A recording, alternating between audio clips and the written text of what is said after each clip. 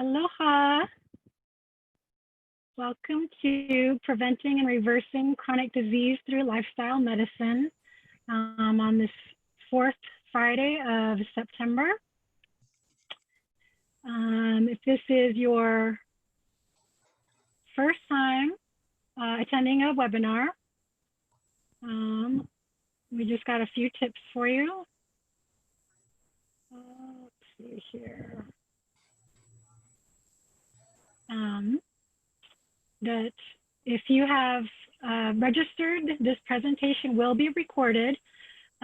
So like for future reference, if you want to see a webinar really bad that we are providing and it's not at the good time for you, as long as you register for one of our webinars, you will receive the recorded presentation.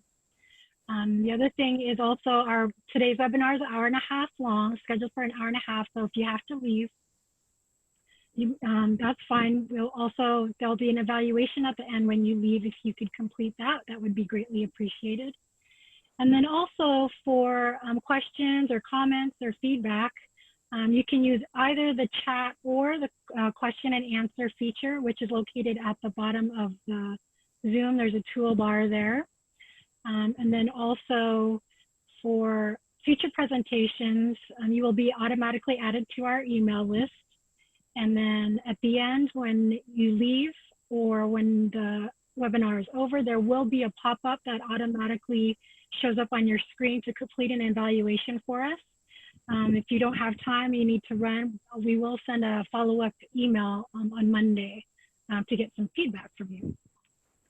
So looks like there's about 10 folks joining us, so I'd like to welcome you all. We'll go ahead and introduce our guest speakers. And I'm happy to say that they are also former scholar recipients of the Native Hawaiian Health Scholarship Program. So this is going to be kind of fun to watch them in action. So Dr. Leon Matsuo is a Native Hawaiian physician specializing in internal medicine and pediatrics.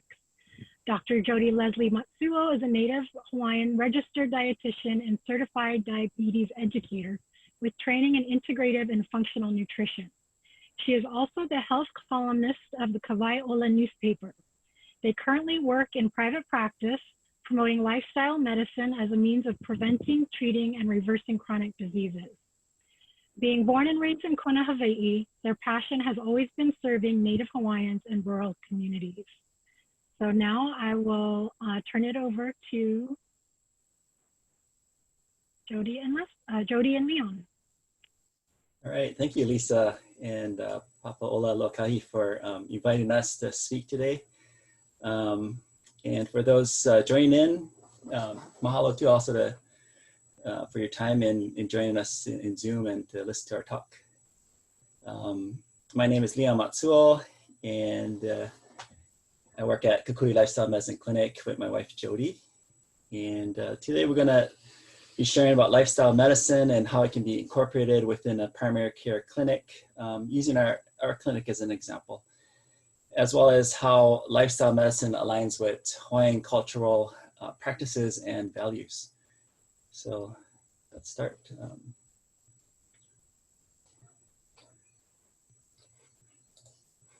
right, so this is a graph, so looking at the actual causes of death in the United States, and this is from 2017. And we can see the top gray bar, it's showing us the #1 cause of death is cardiovascular disease. And that what's lumped in there is coronary heart disease and stroke, but the majority is due to coronary heart disease. So cardiovascular disease is the top cause globally, as well as in Hawaii, of death. Following cardiovascular disease is cancers, dementia, and so forth. The top 10 causes, when you look at this graph, with exception of drug use, the top 10 causes can all be related to lifestyle choices.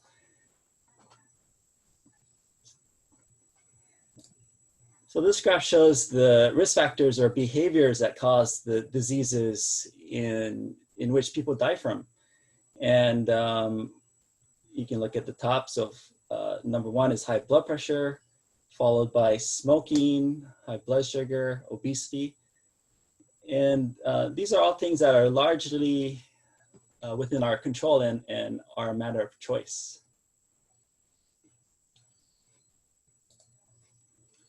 So looking at, so the average life expectancy of a person in the US is about 78.5 years. And however, of those 78.5 years, only 68.5 years of them are estimated to be healthy. So that means the last 10 years of a person's life for the average American are lost healthy years due to disability that prevent independent or proper functioning or living. So, next slide. So this slide compares personal health care spending, that's the x-axis on the bottom, and then life expectancy on the y-axis, and this is by country. And this is interesting because the US outperformed other countries in terms of preventive measures, that's the red line you see. And it has one of the highest, rates of breast cancer screening among women ages 50 to 69. And the second highest rate after the UK of flu vaccinations among people aged 65 and older. And we use expensive technologies such as MRIs and specialized procedures such as hip replacements, more often than other peers. However, compared to other peer nations, the US have among the highest number of hospitalizations from preventable diseases or preventable causes, and the highest rates of avoidable deaths. So despite spending the most on healthcare, our life expectancy is significantly lower than other countries who spend less and even live longer than us in the US. So some of you may have not heard of the blue zones. And so National Geographic wanted to do a study on which regions of the world had the longest living people. And they wanted to locate places not only had the highest concentrations of individuals over 100 years old, but also clusters of people who had grown old without health problems, like heart disease, obesity, cancer, diabetes. And they call these regions blue zones. So they identify 5 regions around the world. And we actually have one in the US. So it's Loma Linda, California, Nicoya, Costa Rica, Sardinia, Italy, Ikaria, Greece, and in Japan, so in Okinawa. And in examining the lifestyles among these 5 regions that contributed to their longevity, that they identified 5 common behaviors. So number 1, they don't smoke. Number 2, they prioritize family or ohana, among other things, and that are important to them. Upon which they base their daily choices. Number 3, they keep active lives. Physical activity is built into their lifestyle. So they don't just put 30 minutes going to the gym. It's just part of what they do regularly. Number 4, they regularly socialize with family and friends. And that includes a lot of a good support base. And then number 5, they base their diet on fruits, vegetables, and whole grains. And this is what we would call a whole foods plant-based diet. This lady in the picture who's lifting weights, she was 103 years old at the time. And she's from Loma Linda, California. And in the back, you can see part of Dr. Oz's head. Mm-hmm. All right, so these practices align with the field of lifestyle medicine, and here's the definition of lifestyle medicine, and as defined by the American College of Lifestyle Medicine. So it is the use of a whole food, plant predominant dietary lifestyle, regular physical activity, restorative sleep, stress management, avoidance of risky substances, and positive social connection as a primary therapeutic modality for treatment and reversal of chronic disease. So lifestyle medicine is evidence-based. There are numerous research conducted showing that lifestyle medicine is needed and that it works. So this slide compares lifestyle medicine versus conventional medicine, and there's differences in several ways. So number one, looking at conventional medicine, it treats individual risk factors, usually medications. So if you have high blood pressure, we have anti-hypertensive medications for you. If you have high cholesterol, we have statins for you. If you have high blood sugars, we have anti-diabetic medications for you. Versus lifestyle medicine, it treats the lifestyle causes or the root of the disease instead of just treating the symptoms of the disease. And then the goal is to have, goal of primary disease prevention.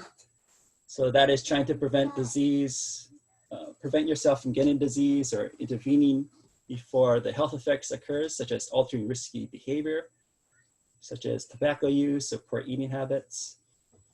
It's also a goal of secondary disease prevention, which is trying to detect the disease early in its earliest stages and prevent it from getting worse, such as treating pre-diabetes before it progresses into type 2 diabetes, or working on diet and exercise to prevent a second heart attack. And then there's also a goal of tertiary disease prevention, which is trying to improve your quality of life.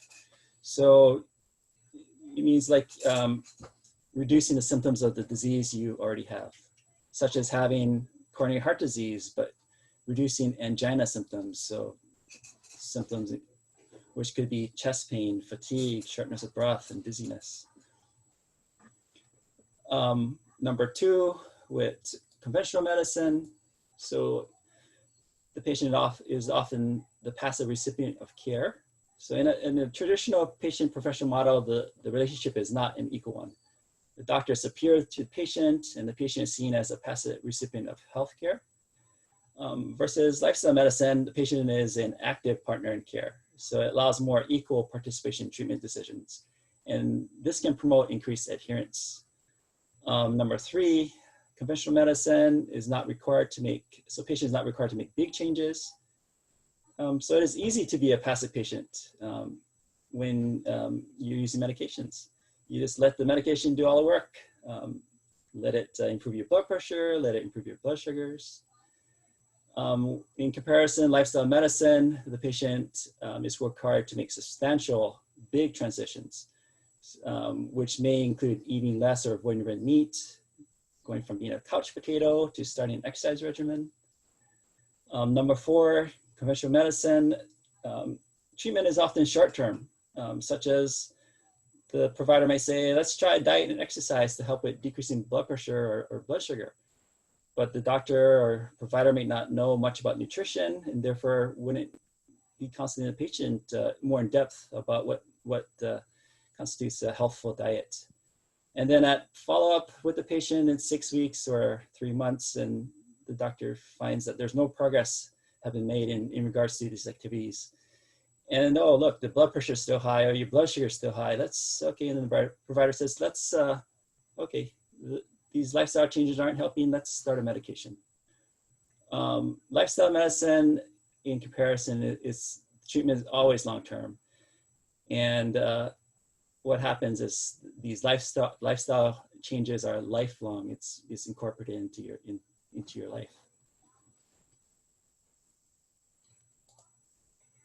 Number five, conventional medicine. Again, the passive patient, the doctor monitors. So the responsibility falls mostly on the clinician. So the doctor monitors the blood pressures, sugars, makes adjustments with medication doses when these are uncontrolled. So responsibility falls on the clinician. Lifestyle medicine providers cannot, so responsibility falls mostly on the patient. So providers cannot make lifestyle changes for a patient. Patients have to do it on their own. So patients have to play an active role in their healthcare. And therefore emphasis is on motivation and adherence. Patients can fall off the wagon, but the provider can encourage them, as well as also getting, especially getting family support. So provider and family support is also very important in lifestyle medicine. Number six, conventional medicine. Again, patients may have tried lifestyle changes but failed, and then the emphasis is changed to medications to control the disease. So as we know, medications do not get rid of the disease. It does not treat the underlying cause of the disease. It essentially maintains the disease in the patient. And providers make money. We've seen them for follow-up, and medication. The pharmaceutical companies make money, and the patient is left with the disease. In comparison, lifestyle medicine, medications may be needed to change to quickly manage the disease, such as someone has really high blood pressure or really high blood sugars. But it doesn't stop there. It also involves addressing the underlying lifestyle behaviors that cause the disease in the first place.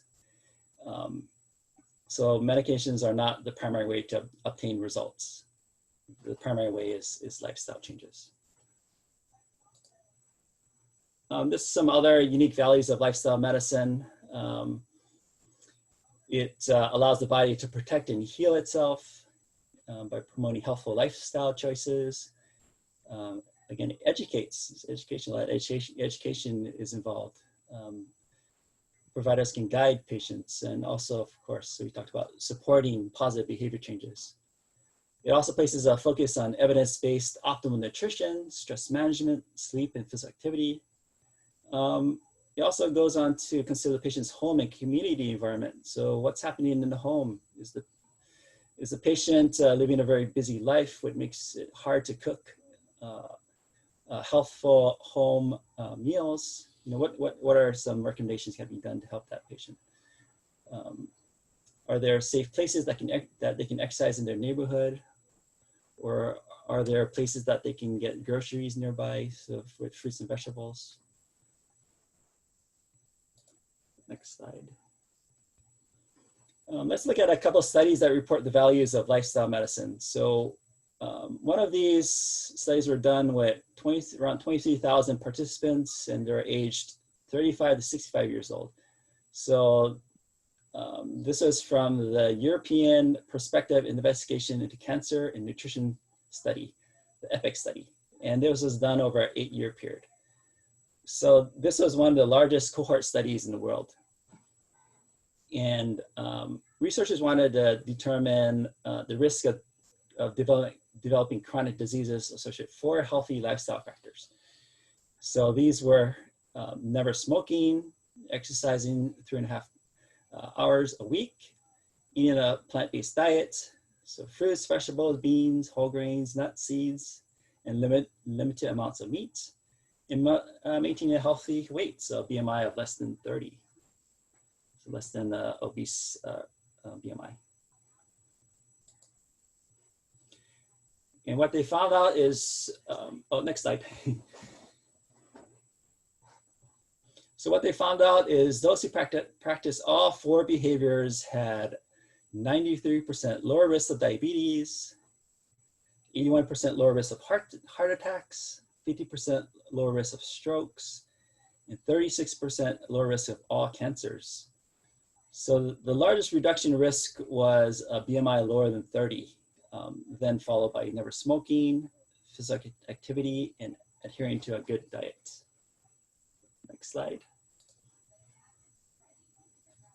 This is another study. So this was published in 2020, and it involved 2,765 participants. And these were from the Chicago Health and Aging Project and the Rush Memory and Aging Project. And it was to quantify the impact of a healthy lifestyle on the risk of Alzheimer's dementia. And they evaluated participants with healthy lifestyle scores. So they looked at non-smoking, doing 150 or more minutes of exercise per week. And this was moderate to vigorous intensity physical activity.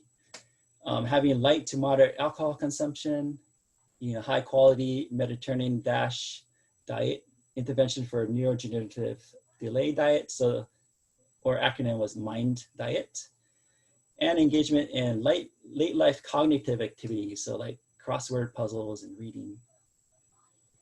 And compared to participants with a 0 to 1 healthy lifestyle factor or habit, the risk of Alzheimer's dementia was 37% lower in those who practice 2 to 3 healthy lifestyle habits, and 60% lower in those with 40 4 to 5 healthy lifestyle factors. So although alcohol was included in these healthy habits, because of its negative effects on other areas of health, such as increased risk of cancer, it would be best to exclude it from your lifestyle. All right. All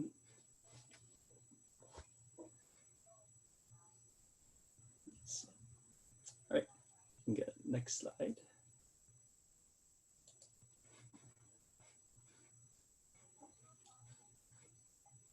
This is a study from 2014, and it involved a large amount of participants, so over 300,000 participants. And these are aged 25 to 70 years old, and they're followed for 12 years. The aim of this study was to develop a healthy lifestyle index composed of 5 potentially modifiable lifestyle factors. So they looked at healthy weight, physical activity, non-smoking, limited alcohol consumption, in comparison to excessive alcohol intake, and a healthy diet. And to explore the association of this index with colorectal cancer incidence. So the study showed that there was a 12% lower risk of colorectal cancer with each additional lifestyle factor that the participants adhered to. So overall, 16% of the new colorectal cancer cases were due to not adhering to a combination of all of these, so all 5 healthy lifestyle behaviors.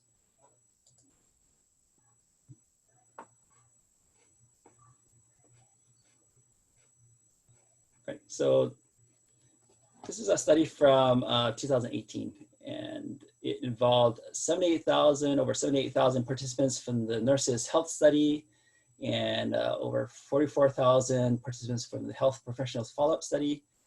And the researchers wanted to estimate the impact of lifestyle factors on premature mortality and life expectancy in the US population. So they were followed for up to 34 years. And there are 5 lifestyle factors that impacted premature mortality and life expectancy. So it involved never had smoked, normal BMI, so 30 minutes or more per day of moderate to vigorous physical activity, moderate alcohol intake, high quality, and there's a high diet quality score as well. And that was an alternative healthy eating index that they looked at. So what they found is those adhering to 5 lifestyle habits compared to 0 lifestyle habits had 82% less deaths from cardiovascular disease, 65% less deaths from cancer, and 74% less deaths from all causes. And for doing all 5 lifestyle habits, their lifespan increased by 14 years. So 14 years for women so they lived up to 93 years old. And for men, their lifespan increased by 12 years to 87 years old for men. This is a picture of Kane Tanaka. So she's the longest person alive right now. She's 117 years old. Wow. So lifestyle medicine is about empowering patients to take control of their health. And it's about looking at all aspects of a person's health, not just one area. So not just diet or not just exercise. So what we shared was just a few of a number of studies highlighting the importance of lifestyle medicine in using a comprehensive approach when helping patients and preventing these conditions. So while there is little disagreement on the importance of exercise, managing stress, positive relationships, adequate sleep, and avoiding risky substances, the one pillar of lifestyle medicine that is most controversial and often most challenging for patients is diet. And among both health professionals and patients, there are differences in what constitutes the best diet for your health. However, evidence is clear that the only diet proven to prevent, treat, and reverse disease is a whole foods, plant-based diet. So next slide. So let's go back and take a closer look at a couple of blue zone regions, starting with Loma Linda, California. So this diagram shows what the centenarians are at Loma Linda. So these are those living 100 years or more, eat on a regular basis. So as you look at this pie graph, 81% of the diet is plants, So fruits, vegetables, beans, whole grains, nuts, and seeds. And only 6% of their diet is meat, fish, and eggs, with another 10% is dairy. So a large portion is plant-based. So next slide. So this pie graph looks at how Okinawans eat for most of their lives. So 97% of their diet are from plants. So it comes from sweet potatoes, rice, vegetables, beans, and other grains. And only 2% of their diet is from animal products. These meal patterns go against the common belief of needing to make animal protein the center or main part of every meal. This is just a question. So which country do you think consumes the highest amount of meat? So among the high and more developed, or the higher income or high income economies and more developed countries, the US was first place. So eating around 219 pounds per person of meat. Yeah, of meat in 2018, huge amount. So this is Dr. Estlin Jr. He's one of the first to show a whole foods plant-based diet can reverse heart disease. And he's a surgeon at the Cleveland Clinic. He had a burden to help and understand how to help his patients. So he started researching rates of cancer and heart disease in other countries. And he found that meat and dairy consumption to be related to disease. And he applied what he learned to his patients.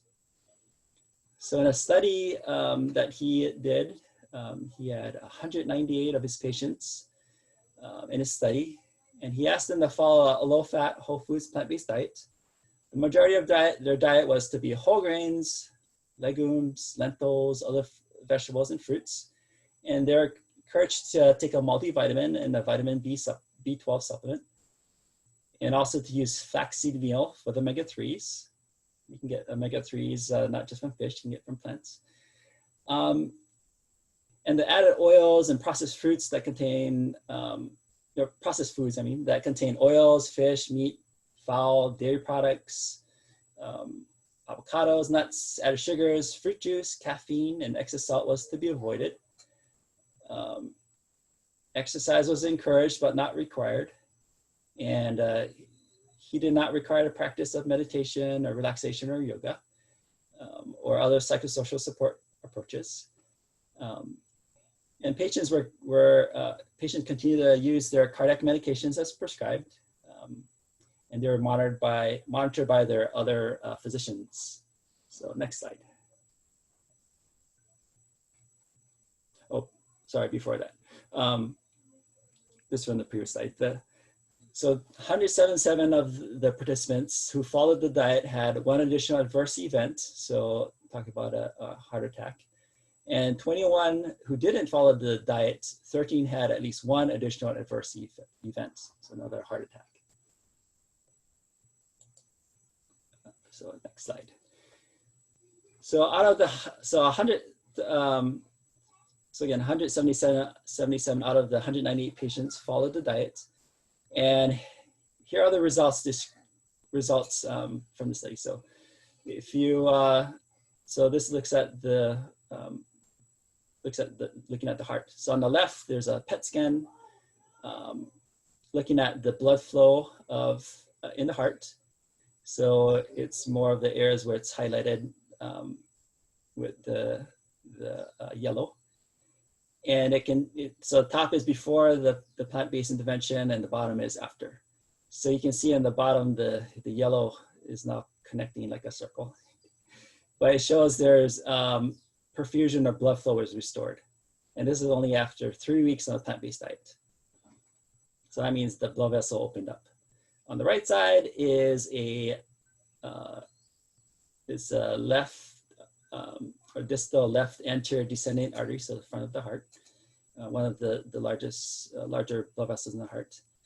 And this is on heart catheterization. And what it showed, so on A was before the intervention, so you can see kind of whitish areas, this blood flow. So you can see there's a little narrowed area in that, where that kind of bowl area is. And then after 32 months or around 2.5 years, a little over 2.5 years, and without cholesterol lowering medications, usually it's a statin.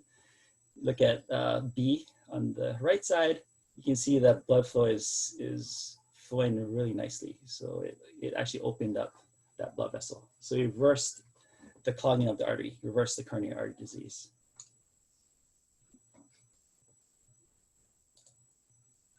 So this is Dr. Dean Ornish. He's a clinical professor of medicine at UCSF, and he's the founder of the Ornish Lifestyle Medicine program. And they have that program in Oahu and on the Big Island in Maui.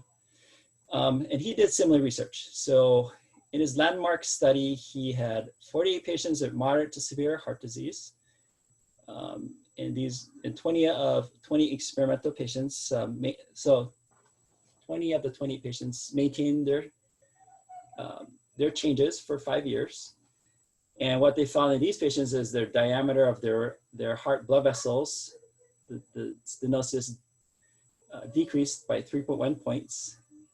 There were heart attacks in this group, so 25 cardiac events.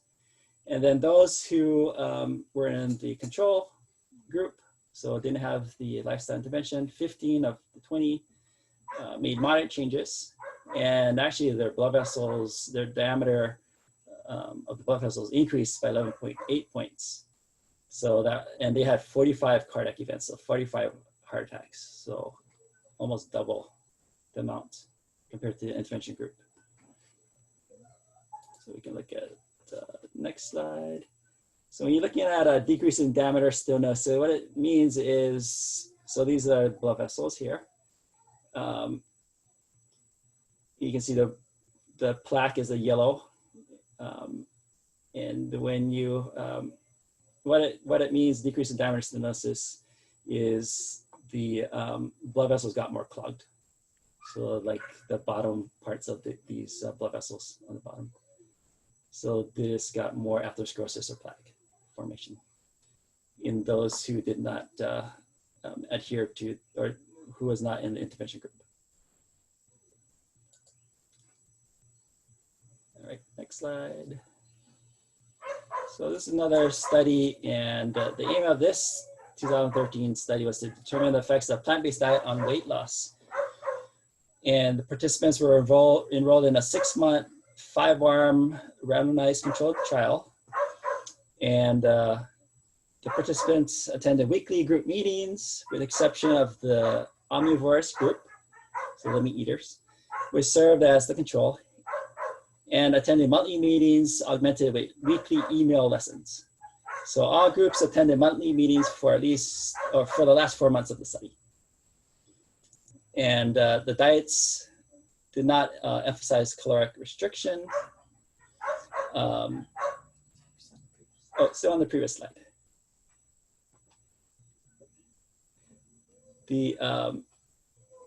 So the description of the participants, they were overweight adults, so overweight all the way up to morbid obese. Age was 18 to 65, 90% were non-white, and 27% were men. So majority were women.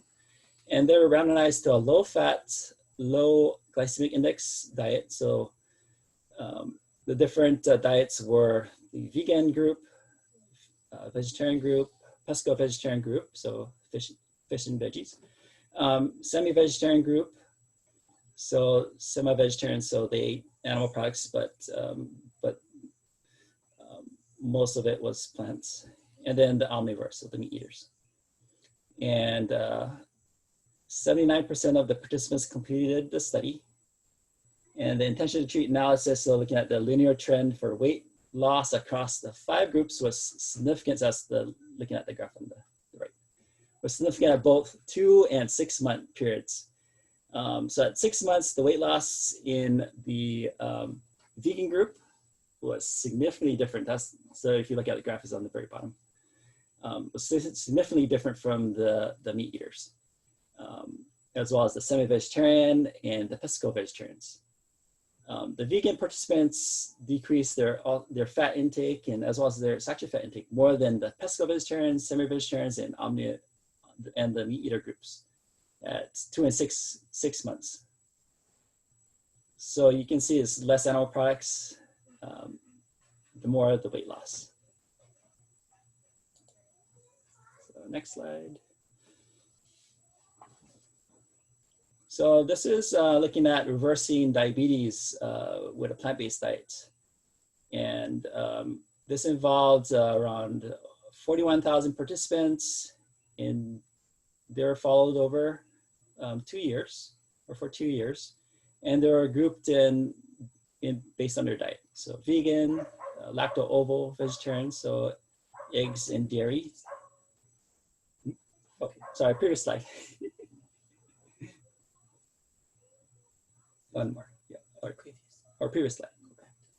Previous slide, yeah. Yeah, good. Pesco-vegetarian again, semi-vegetarian, and then non-vegetarian, so the meat eaters. And so what they found, so the vegetarian diets, so that was the vegan, lacto-ovo, and semi-vegetarians, so associated with a substantial independent reduction in diabetes. And for vegans, there was a 77% decreased odds of getting diabetes. So a huge amount. So again, showing this, the less amount of animal products, the more benefits you get, and the better chance of reversal of disease. So as we discussed, lifestyle medicine is not just about managing disease, but preventing and reversing disease when possible. Next slide. Okay, yeah, that's it. Sorry, you can go back. So let's look at how lifestyle choices compare with commonly prescribed medications. So this is so in a 2019 study, researchers went through the American Heart Association, American College of Cardiology, cardiovascular guidelines to see which cardiovascular treatment or procedures were supported by strong research versus those that weren't.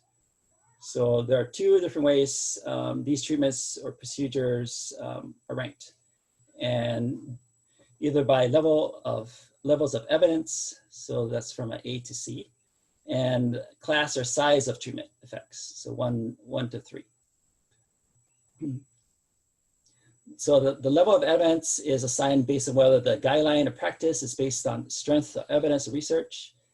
And the class recommendations are those from which there's evidence, general agreement, or both, that the treatment is useful or effective. So what they found was that less than 10% of recommendations were supported by high quality research, or level A research, or recommendation. And approximately 80% of strong class 1 or 2 recommendations were not characterized as level A as well. So in other words, many of the strong recommendations that was encouraged or commonly practiced by cardiologists or doctors are not based on strong evidence or research. So let's look at some examples. So next slide.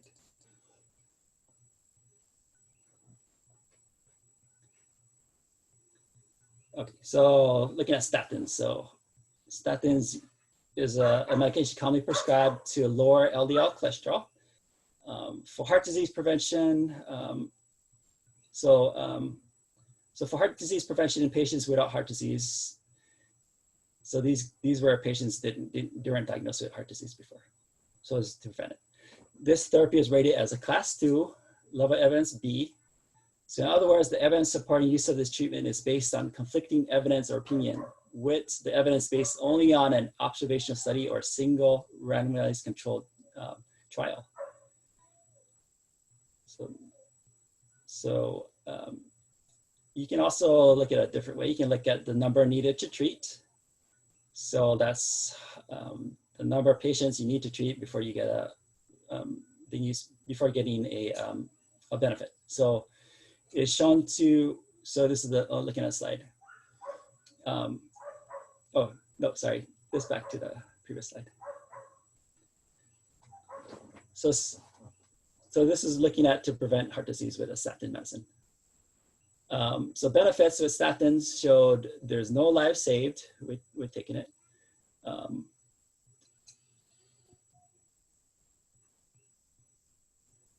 I'm sorry, yeah. And you have to treat a 1 in 104 lives to, this was to say, prevent a non-fatal heart attack.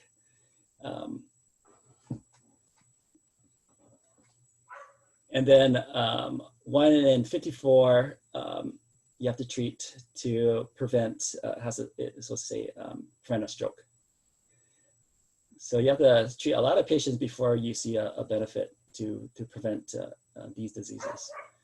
But then but there are harms to medications as well. And the harms of statins, 1 in 5 or 1 in 50 develop diabetes, 1 in 10 can have muscle damage.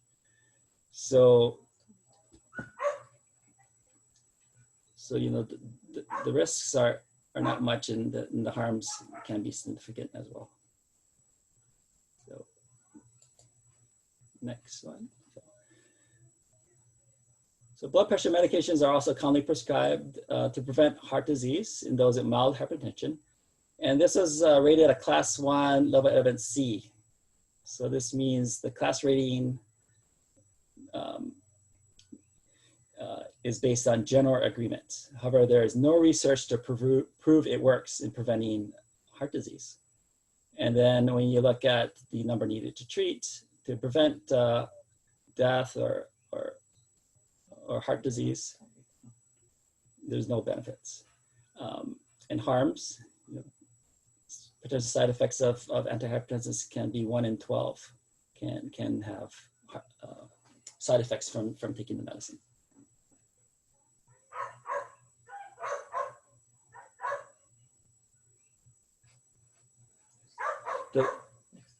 With the antihypertensives, there was no benefit. There wasn't any benefit in preventing in death or heart attack or stroke. That's what they're saying.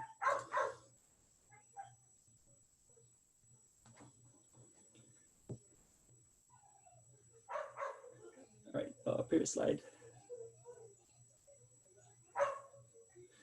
So in terms of using lifestyle to manage cholesterol and blood pressure levels, the recommendation is a class 1 and level evidence A. So what the recommendation is, consume a dietary pattern that emphasizes intake of vegetables, fruits, and whole grains, which includes low-fat dairy products, poultry, fish, legumes, non-tropical vegetable oils, and nuts. So they talk about no coconut oil. And limits intake of sweets, sugar-sweetened beverages, and red meats. So again, this was characterized as a class 1 and level of evidence A, meaning there is evidence or general agreement, and there is abundant research to prove it. So unlike with medications and certain medical procedures, lifestyle medicine is about quality of life and quantity of years lived. Next slide. So given the importance of lifestyle medicine, in your experience, would you say doctors are well prepared to incorporate it into practice? Well, in terms of nutrition, research show they are not.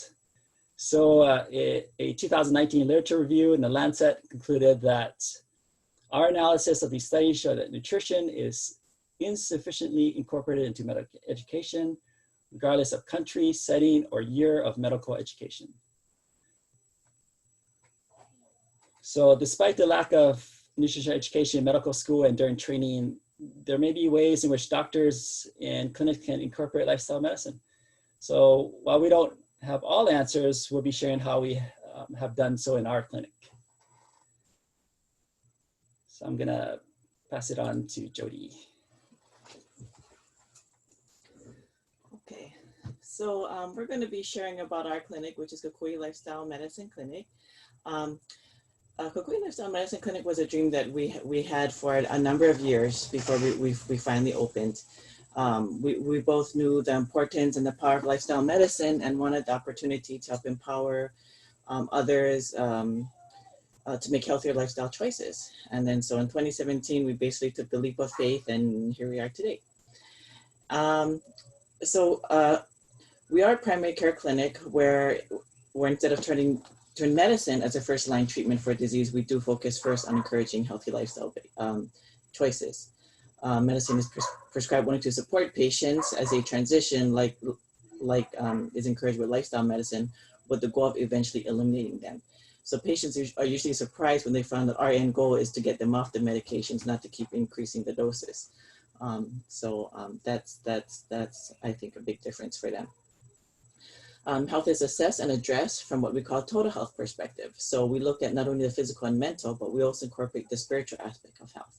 And I'll be talking a little bit more about that in a few slides. Besides primary care, we offer programs and services that support lifestyle change. Unlike how doctors may tell their patients, to lose weight, but they don't tell them how or where to go, we aim to offer the support through programs and services that we offer at our clinic. And also because of our culture and background, we also aim to incorporate Hawaiian cultural values as well in all that we do. Okay, next slide, please.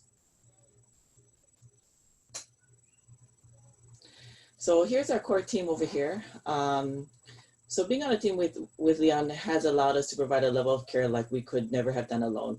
So the interplay between his medical expertise and mine in nutrition and public health have allowed us to develop a more comprehensive and coordinated plan of care for our patients.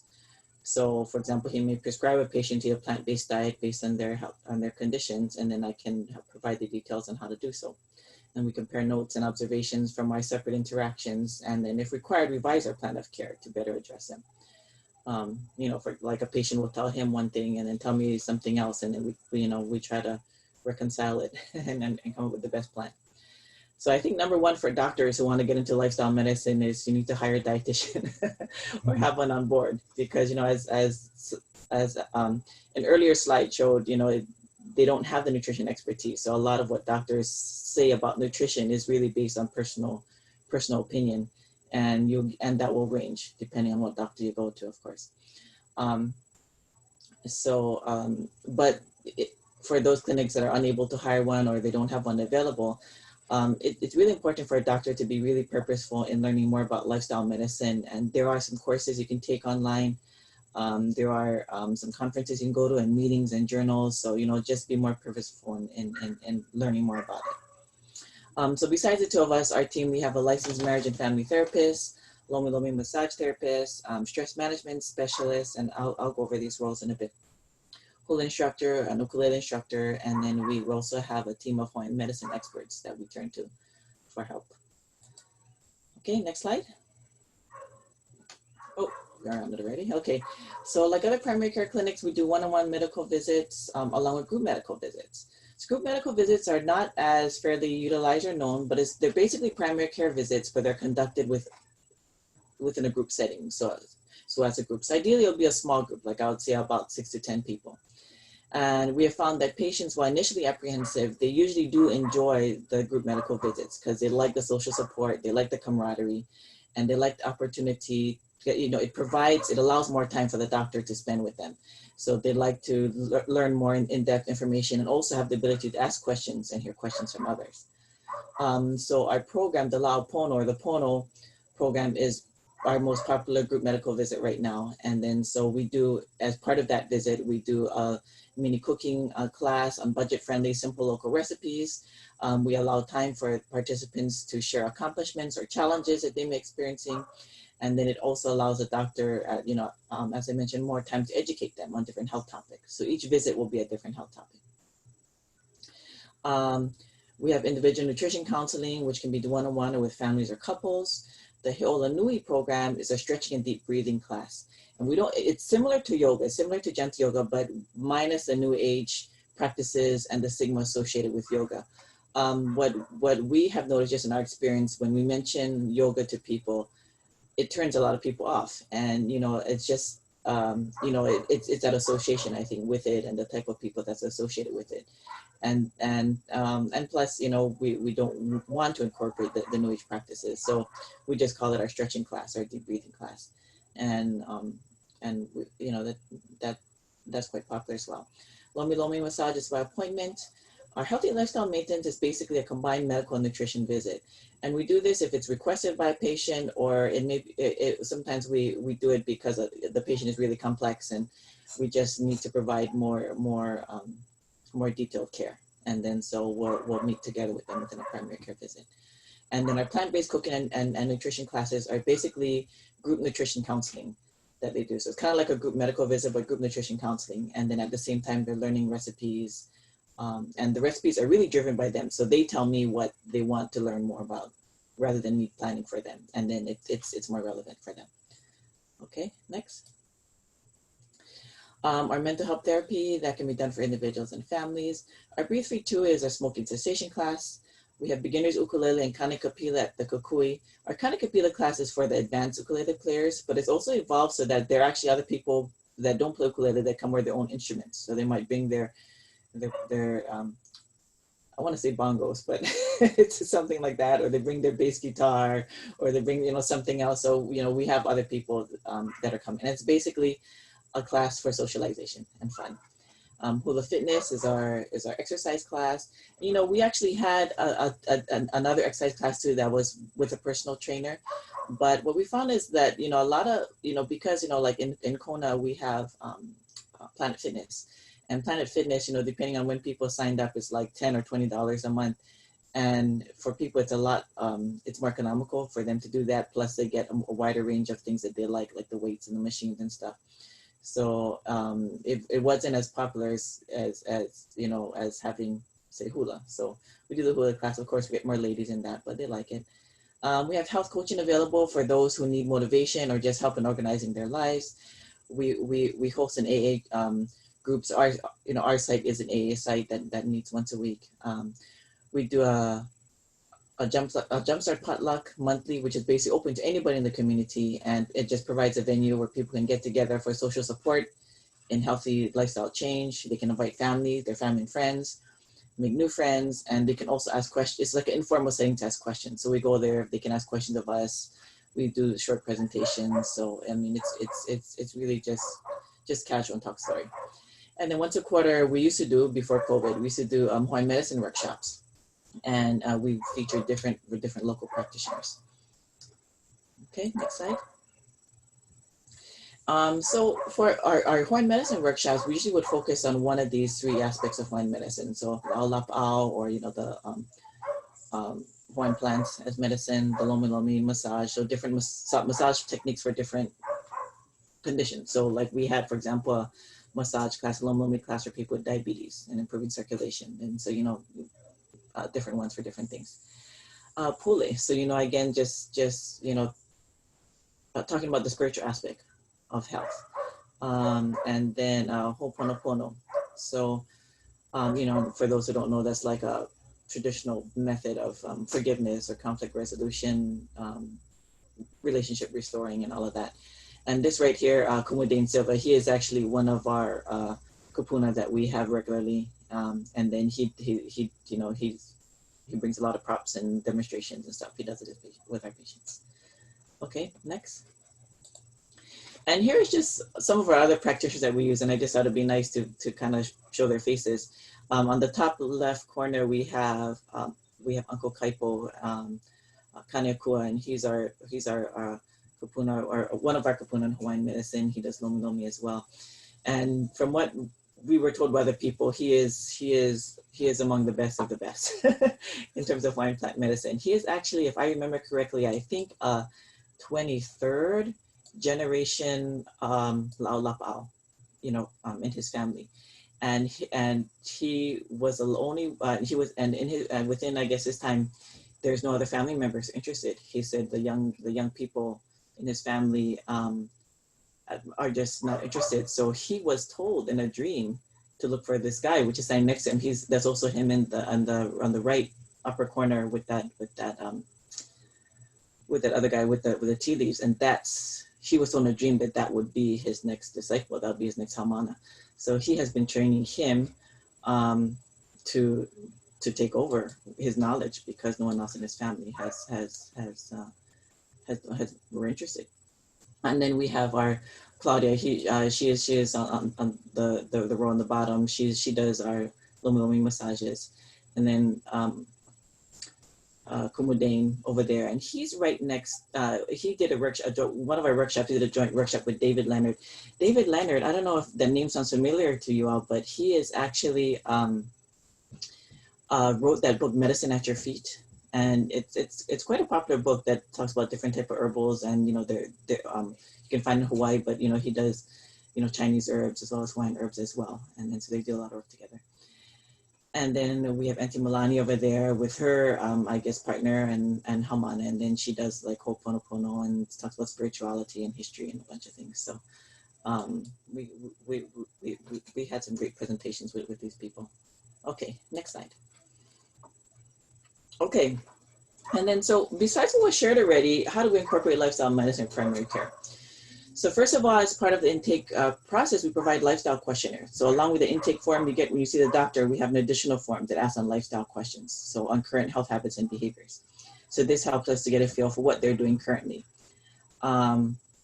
We have a longer initial visit. So we forego that typical 5 to 15 minute that you might get with your doctor, or less. I've heard of doctors doing 2-minute visits. and we plan that first visit with each new patient to be an hour long. And this we find is really important. Dr. Matsuo, he does this to spend time with each patient, really get a good comprehensive baseline on what is going on, but it's also really helpful in building rapport and allowing the patients opportunity to share and ask questions as well. Rapport building and opportunity for sharing is really important in building trust, especially if you're asking them to make lifestyle changes. And then so studies have shown greater likelihood of making changes to a lifestyle if they have that rapport with their doctors. So we do allow for that time. And then during that visit, Leon will go over the 6 pillars of lifestyle medicine, so go through each of those things that we went over and use that as the way to guide discussion on that first initial visit. And they leave with an individualized plan of recommendations in their hand, a hard copy with it, which we also keep a copy of it as well. So they already walk out the door after that first visit with some solid recommendations on which to start with. And then we use that as a basis for follow-up as well. And of course, as time goes on, plans can be modified or expanded.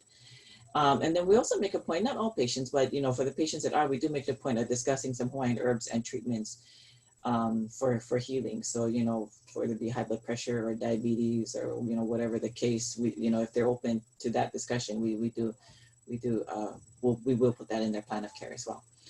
So it's not so much learning a whole new way of doing primary care, but it's about broadening the assessment that you do and then providing a prescription when they leave, and especially a solid lifestyle recommendation. It's not just a brief, go and lose some weight or change your diet, but we actually have some solid recommendations you can follow.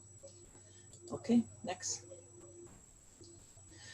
Okay, so how can we incorporate Hawaiian medicinal practices, culture, and values within the context of lifestyle medicine?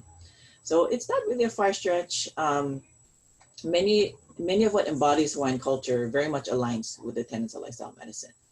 But before we get into that, let's briefly discuss some history of Hawaiian health. So many of you may or may not know, this is actually a young Duke Kahanamoku.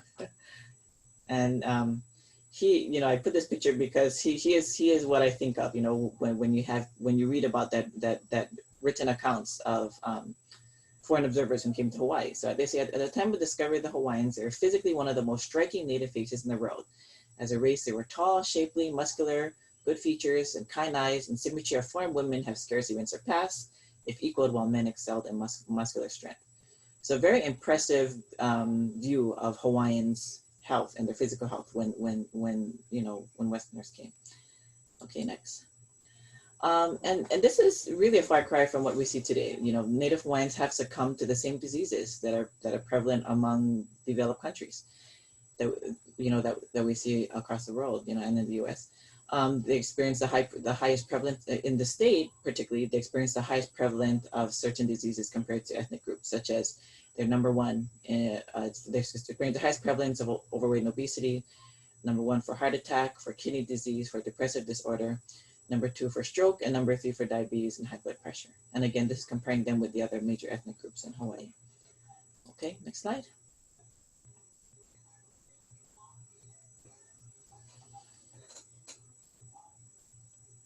Okay, then when you look at the causes of death for Native Hawaiians in particular, number 1 cause of death that's listed with the Department of Health for Native Hawaiians is diabetes. The diabetes is number 1. Then we have number 2, septicemia, and that, blood poisoning. And, that can be caused by infections, not taking care of yourself properly. It can be related to diabetes, a number of things that can be related to that. And I think that was number 3 the number 3 cause of death for Hawaiians. Then, you know, kidney disease, heart disease, and cancer. So these are all among the top leading causes that were found in Hawaii for Hawaiians on what they're dying from. Okay, next. All right. So Native Hawaiians, as with most other Pacific Island cultures, they believe that health is comprised of 3 dimensions. So we have the physical, the mental, and the spiritual. And all these dimensions must be lokahi, or they must be in one accord. And the belief is that if there's, and it's a shared belief with us as well, is that if there's an imbalance in one dimension, that will affect the other 2 dimensions. And so all 3 aspects of health must be addressed. If you want a person to be healthy, you can't address one without addressing the other 2. And that's partly why we include spiritual health in what we do. So the question, how can Native Hawaiians achieve the excellent health that they once held?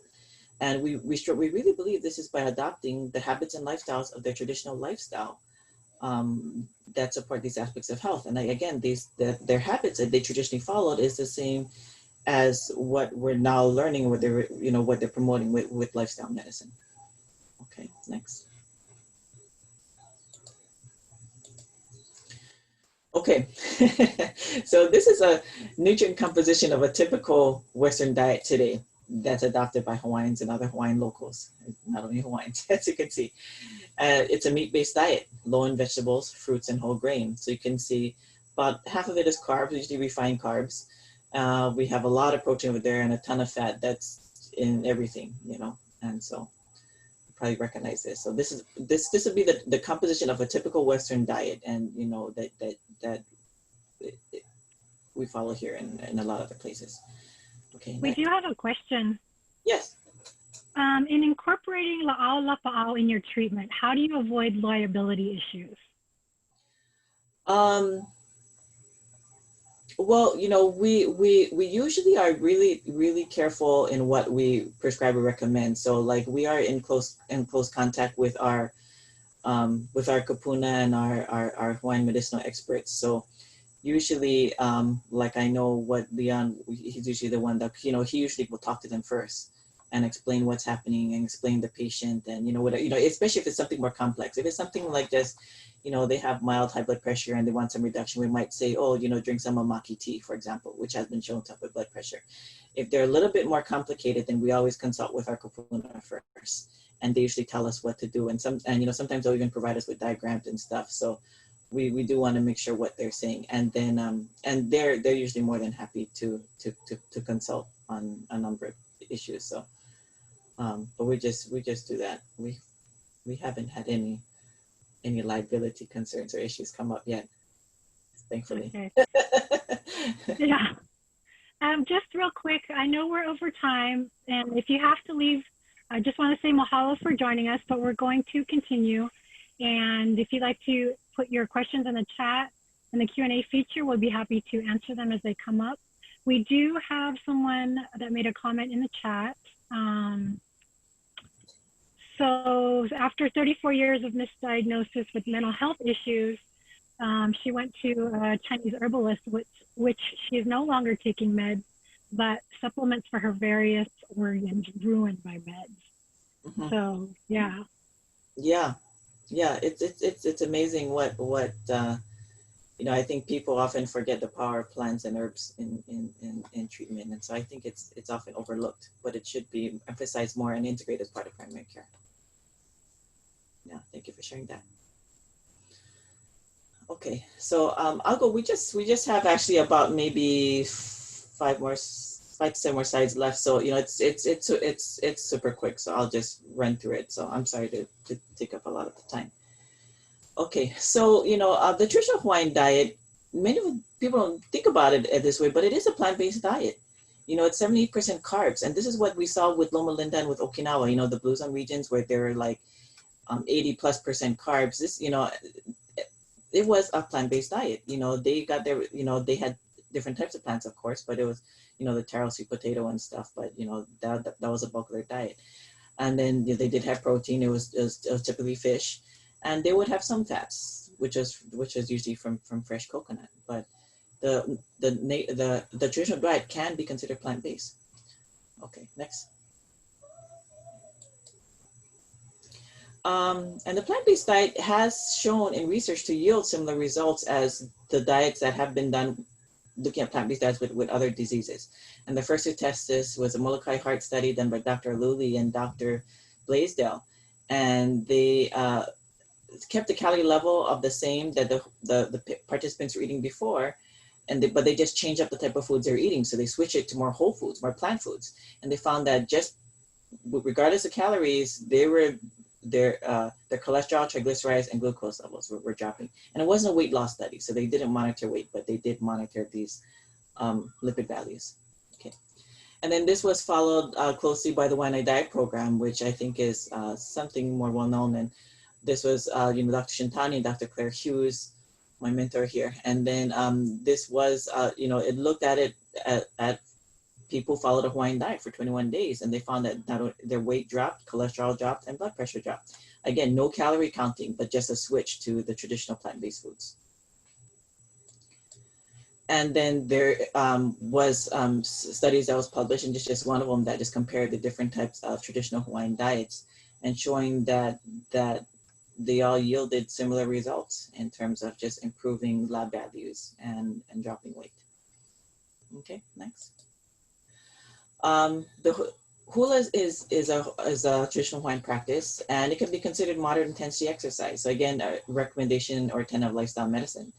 And it's enjoyed today not only for leisure, but for social social activity. And then so it does promote the value of positive social relationships and mental well-being. And so again, showing its alignment with lifestyle medicine. And then music therapy. So, Hawaiian music is a big part of the culture, and so singing, playing instruments, chanting. And this, continues on today. And there are studies that show that music is helpful in promoting mental health, general well-being, beneficial to the individual, social cohesion, human interaction. The study also said it was also good in treating schizophrenia and dementia. And singing promoted the value of ohana because of the bonding that occurs, for people singing together and playing music together. Okay, next.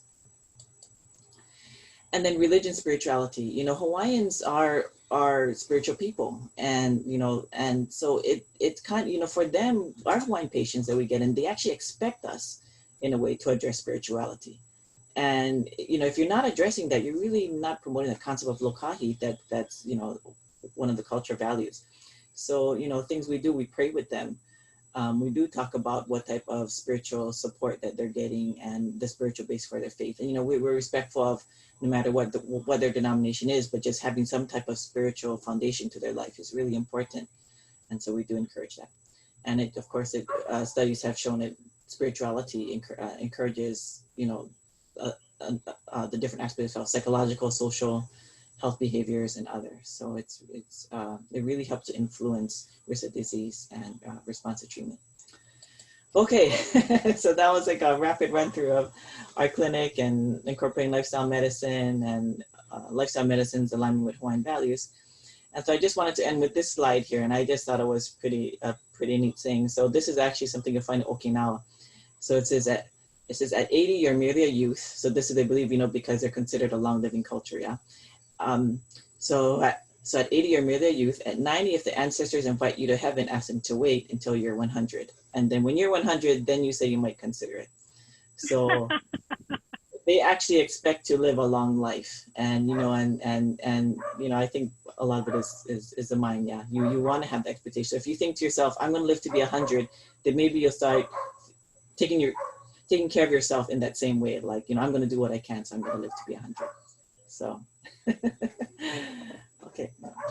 okay, that's it. So thank you for coming. Is there any questions for us or anything? Mahalo, Doctors Matsuo, for an inspiring presentation. In addition to independent study, do you think it's worth it to certify in lifestyle medicine? Our clinic already has a dietitian and fitness program, but I'd like to improve the way I personally practice primary care. Mahalo. Yeah, I think a certification in lifestyle medicine is not really necessary. I think it's just more, getting more educated, you know, so just getting, you know, like we read a lot of studies, we try to keep up with studies. We are members of the American College of Lifestyle Medicine, and, you know, they have a lot of continuing education opportunities. So from just for what I said, certification is kind of just like something additional you can add to, I guess, the end of your name or on your CV, but, you know, you can actually learn a lot without being certified, and it's a lot cheaper too. Mahalo. Any other questions? No? All right, so mahalo, Dr. Matsuo. So cool to say doctors and then just one last name.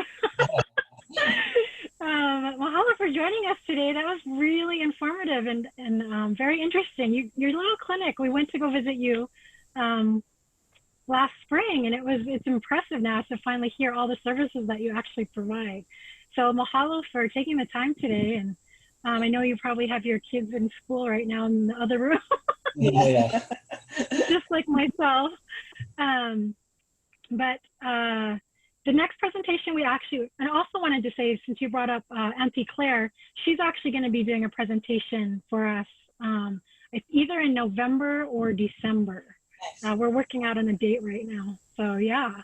Cool. The next webinar for our series is going to be on October 9th, and it will be around food sustainability and sovereignty. So we invited Joey Gonzalez and Ilima Holastimosa. So they both have aquaponics programs. Joey has an aquaponics program in Maui, and Ilima has one here in Waimanalo. So we're excited to hear about that. And we'll be sending out an invite for everyone. And then also we'll just keep in touch. And then if you leave, you could spend a second or two to complete the evaluation. That would be greatly appreciated. So just want to mahalo everybody for joining, and have a great weekend. We'll keep in touch. Thank you. Take care. Take care.